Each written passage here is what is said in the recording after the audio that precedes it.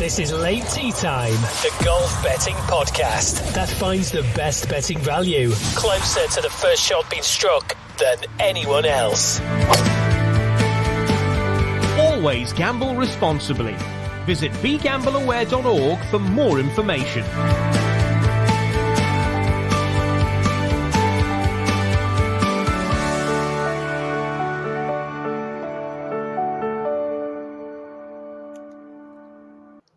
Hello, Late Tea Time podders out there. Good to have you with me. I'm in a strange situation. I'm in our offices, the Sports Broadcasting Media offices, and I'm sorry I wasn't with you last week. I was busy, so I left it to DT to do his magic on his own. And let's bring him in. His little face is just at the bottom of my screen at the minute, so let's bring him up to the main screen so you can see his beautiful little face too. DT, how are you? I'm very well, thank you. How are you? I'm good, thank you, mate. And we have two tournaments to look forward to today. Yeah, we've got action in Spain, in Madrid, and in Las Vegas, both of which are at altitude or quite a long way above sea level for sea level fans there. And that usually means for the big hitters, they get a little bit more yardage, doesn't it? Yeah, it just means the air's thinner, the ball flies a bit further. So it's not just a random geographical point. It does help, I think, if you've played well on those courses, you kind of a bit more comfortable with just how the ball flies and the atmosphere. I'm going to let you decide, DT. Which one are we going to start with? Let's go to Madrid. And John Rahm is the favourite in Madrid, 12-5 for him to win the Open De Espana. Tommy Fleetwood's there at 17-2. Adrianos is there at 18. Eddie Pepperell, our mate from recent times, he's 28-1. He's starting to creep up the prices, isn't he, as he gets better as the season goes on. And Yannick Paul is in there at 33s, as is Min Woo Lee. The rest are bigger. DT, we always say on this podcast, because it's true, and we leave this to as late as possible on a Wednesday so you can soak up all of the various tidbits of information from the various courses and players. Has that led us anywhere in Spain, in Madrid? Yeah, so they've interviewed the main Spanish protagonists, which obviously Rahm. Rahm, I mean, he's so short, isn't he? What is he, about 9-4? I thought he was about 6'2". Incredibly short. Yeah, I mean, they played it twice on this course, and he's won once. And last time he finished 17th. So it's not an absolute given that he just turns up and swats them aside because he's John Rahm. But he's got the motivation of trying to match Seve. Seve won this tournament 3 times. They opened Espana, and Rahm has won it twice already. So he's got that. But I mean, he had that same motivation last year. Can I ask you a question about John Rahm? You can, yes. I mean, basically, you're the golf expert on here. I just turned up to press the buttons and ask you questions. But I obviously have a more than passing interest in golf. I've not heard too much of John Rahm recently. Has he gone off the boil, or am I just been missing something? Well, he was a runner-up at Wentworth, but it's kind of with a fast finish.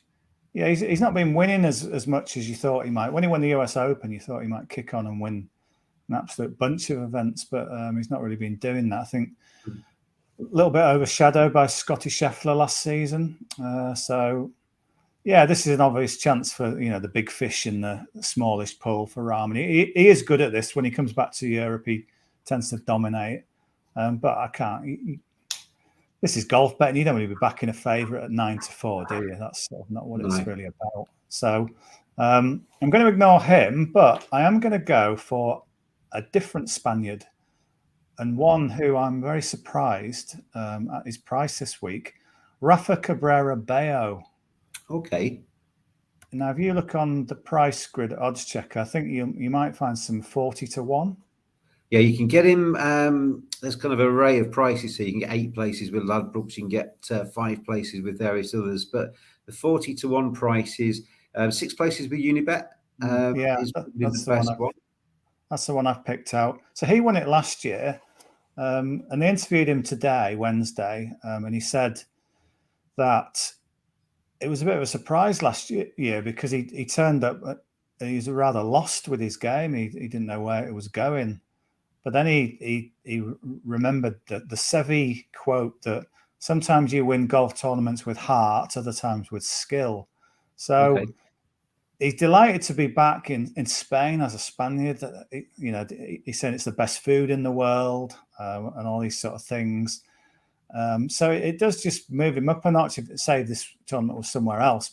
He's not biased by any chance, is he? Well, he actually says, I am biased, of course, but he actually says the proof is in the pudding, isn't it? Not the Spanish pudding, but the proof is in the metaphorical pudding, because how's he done on this course? He was second in 2019 when it was last played before last year, and first the time before that. Even it was used about 10 years earlier in a different tournament. I think it was the Madrid Masters. He was 10th.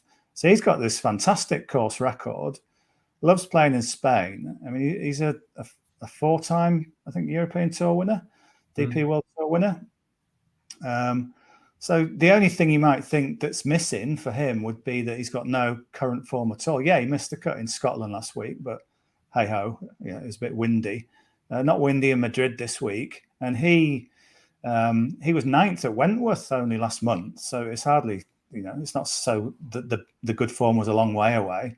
So I think he's a definite bet. I mean, course form of 1 and 2 the last 2 times it's been played here. So he's pretty good to me, and the fact that he turned up last year with his game lost a little bit suggests, if he'd been in brilliant form last year, you could have just said, well, he was in great form. But it's almost like there were other factors at play. All these other sort of people might dismiss them easily, with just that comfort of being at home, the food and the vibe that he's getting. So, yeah, I think he's a cracking each way bet at 40 to 1. Just hearing his interview today when he did admit that last year he just turned up, with his game not so good. So basically, ram some paella down his neck, have some tapas, and go out there and shoot low scores. I mean, even just to be 9th at Wentworth, you got to be hitting the ball half decent, haven't you? Oh yeah, and Wentworth, unlike last week where it was on the links, Wentworth, it is a tree-lined course, as is this week. So you tend to get Spaniards playing well in those conditions where they can sort of hit it down a chute and the sight lines are good. I also think he's worth a bet for first round leader, Rafa Cabrera Bello, because if you look at his start, so the last time he played in America was the Wyndham Championship in August. He was 5th after day 1, so that was an excellent start. That was with a 65, and then in the Italian Open 2 starts ago, he finished down the field in that event, but he started great. He started with a 67 to sit 4th after day 1. So as well as to win the thing, I think we should back him for first round leader as well, Rafa Cabrera Bello. I mean, Unibet and Betfred are the places to go. In fact, Unibet 6 places on the first round leader market, 45 to 1. So you can actually get 5 better in terms of price on him to be the first round leader. 45 to 1, 6 places with Unibet for Rafa Cabrera Bello. Are we staying in Madrid for anything else, or are we going to fly across the Atlantic? No, I mean, there's a couple of other. The Adrian Naus has been a popular bet with a lot of people this week. I've noticed, and he's done the DP World Tour player blog. So I was looking. Okay. I went through that with a fine-tooth comb, hoping there'd be some insights, but there was nothing there really, apart from, there was nothing relevant. I could tell you why he's named his dog the way he has, if you want to know that. Tell me. He's called his dog Keimer, and he thought, he's a big fan of Martin Keimer. No, it's Ras Al Khaimah, the place in the Middle East where he won his first event. So he said wherever he won that first event, he would name his dog after. So that could have gone wrong, couldn't it? Well, surely because of Martin Keimer, you'd call it Razzle rather than the Keimer bit, wouldn't you? Well, possibly. Yeah, maybe he likes Martin Keimer as well. But yeah, that's his dog called Keimer. If that's how you pronounce it, I presume you pronounce Ras Al Khaimah.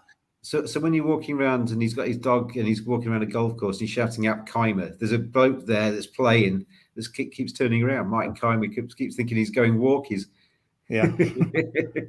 So not particularly helpful when trying to pick out a bet, but he's around 16 to 1, popular I suppose in a way, he backs up Cabrera Bello because he's another one with brilliant course form. So it kind of shows that Spaniards who play well on this course keep doing so. He's come 4th and 2nd at this venue.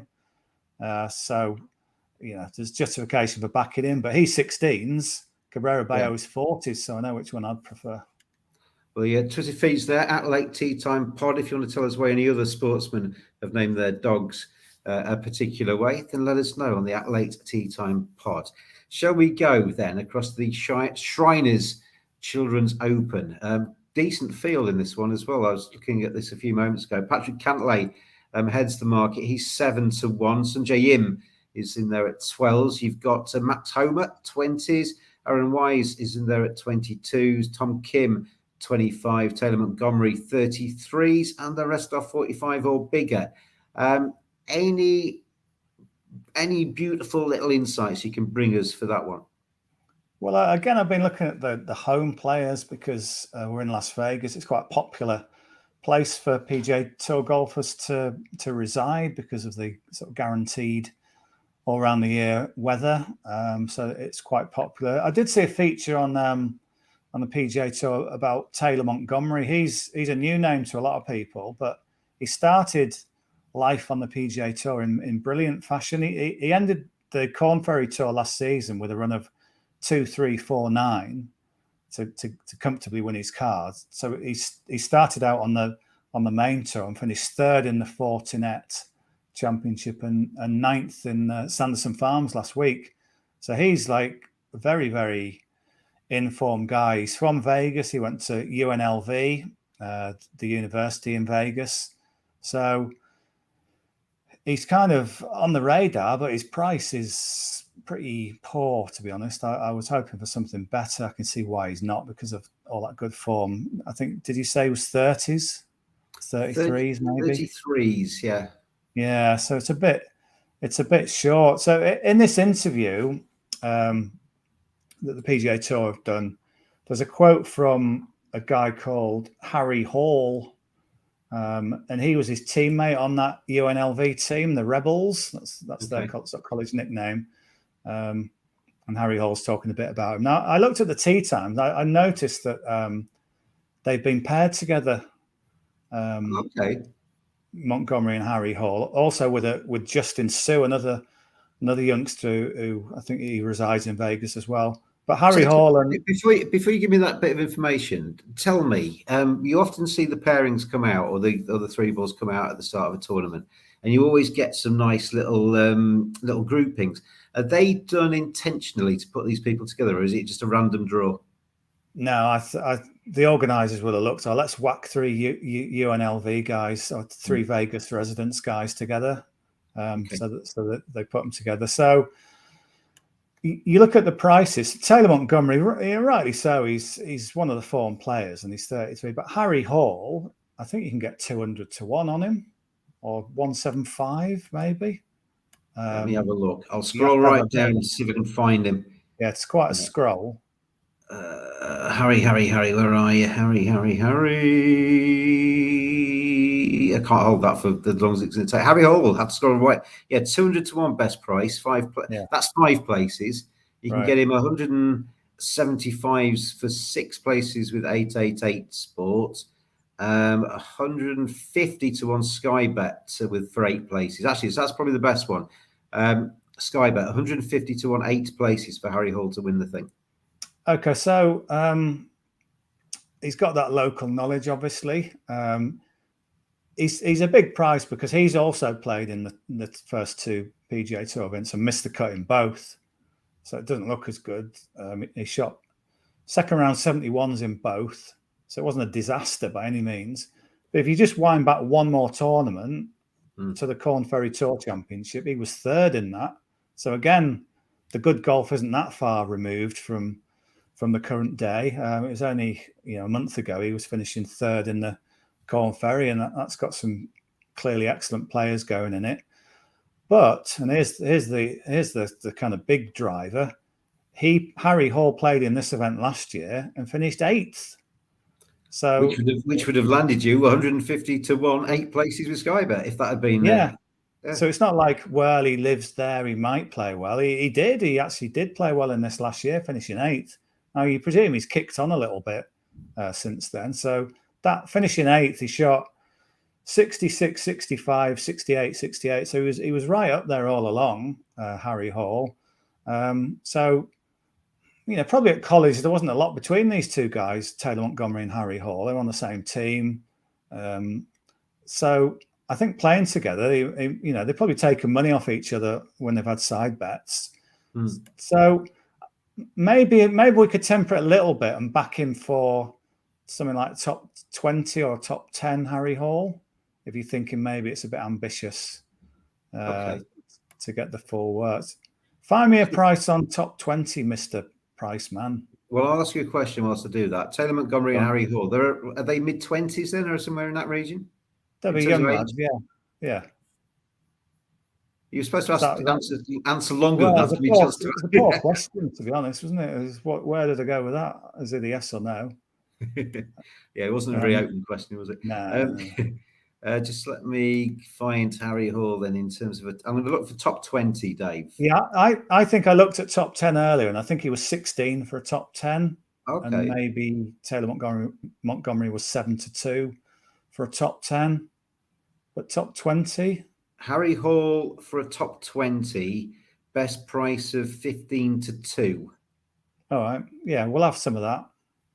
Okay, so top 20, 15-2 for. I like his name as well, Harry Hall. Harry Hall. Because it's Vegas, we can't not play him on the outrights as well. I mean, imagine if we just went, no, don't back him. He's got the sort of name he's got the sort of name that should be a champion. We should be looking back in 60 years' time, or other people should be looking back in 60 years' time saying, Harry Hall. Harold Hall. Yeah. Yes. So, he's surely played this course numerous times, but the fact that he's finished 8th last year, I think, suddenly makes that price spring out. Well, he would have comfortably landed you your top 20 last year. You'd have just crept into the top 10, 150 to 1, 8 places, and top 20, 15-2. So worth a look, isn't it, with that Harry Hall? Yeah. Anything else for me, Mr. Tindall, this week? Well, let's do that with Harry Hall in terms of that outright bet, but I don't want to let Taylor Montgomery go completely. I think he's too short for an outright bet. But go back to the first round leader market in that event. And I think you can find Taylor Montgomery at 50-1 with Unibet, 6 places. Okay, right. Let's have a look. Taylor Montgomery. I'm doing a lot. I'm working for my working for a living this time. 50-1. 6 places with Unibet. Yeah, that's worth a go, isn't it? That seems more palatable because I mean that first day he's playing with his mates basically. Say he's paired with a big gun on the final round, Taylor Montgomery might feel it a bit, but first 2 days he can just go and freewheel. He's playing with his mates. He's had some good starts on the Corn Ferry. He opened with a 63 at the Price Cutter Charity Championship. He's just been shooting some low scores. So if he can do that in a nice, relaxed, he's got an afternoon tea time on day 1, just with his mates, just strolling around Las Vegas, happy as Larry, happy as Harry Hall, and Harry Hall. Yeah. So that's the way to play him, I think. 50 is just a bit more, isn't it? It's a bit more bit more value. Marvellous then. So 4 picks this week from DT. To summarise, Rafa, the same first 2 are the same player. Rafa Cabrera-Bello, 40-1, 6 places for Unibet to win the Open De Espana. He's also 45-1, 6 places to be the first round leader there. Taylor Montgomery, 50-1 to be the first round leader with Unibet at 6 places. And Harry Hall, 150-1, 8 places to win the thing. But if you're not going to be that confident, Sky Bet, top 20, 15-2. And you said you could also find top 10 around about sort of 15, 16-1 as well, didn't you, if you shop around? So Harry Hall, Taylor Montgomery are the picks stateside. DT, as always, thank you very much for bringing your little face onto my screen this week. Thank you. I enjoyed it. And we will see you again around about the same time next week for some more betting action. with the Late Tea Time podcast. Thanks for joining us, everybody. We'll see you very, very soon indeed. I am padding because I'm trying to find this. Always gamble responsibly. Visit begambleaware.org for more information.